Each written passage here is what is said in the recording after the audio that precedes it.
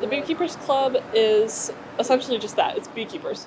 We just kind of teach about different aspects of beekeeping. So I know in the recent future we hope to have speakers come and kind of talk to the club about different facets of it. So like Africanized bees or touching on more social issues like racism in beekeeping and how that affects the way that we keep bees, the knowledge that we could have had or that we do have and how we see that through that lens. We also do hive inspections. We teach about the more hands-on approach of treating like varroa mites, how to take care of bees, the ins and outs of what does honey look like, what does pollen and nectar look like, the larva and laying eggs, how does the queen lay eggs, things like that. Just learning everything that we can about bees. Pollination is like really critically important for our food security, right, and for our health. 87% of flowering plants rely on insect pollination to set fruit. It's really important resource for us to meet our regular food, fuel, and fiber demands. So I think that's just one of the really amazing things about this is we can all kind of rally behind this like wonderful beneficial insect that does really amazing things for our health and for our welfare.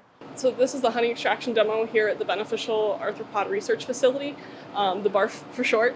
We essentially decided to host this event to kind of bring awareness to the club and bring more people in. We also did it as a way to teach people how to extract honey, how beekeepers are doing this. So the honey that you buy at the store, where does it come from? How are you getting it? What does the process behind that look like?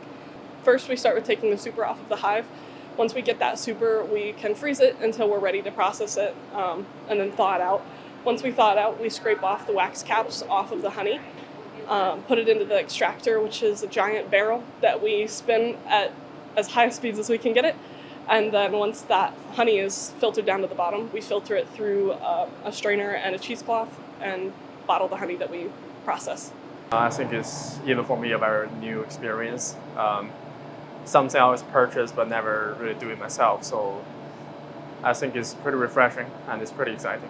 I think beekeeping itself is a very necessary step in agriculture and is something that's facing pretty good a shock or like catastrophic changing with all the chemical stuff or just global changing in general.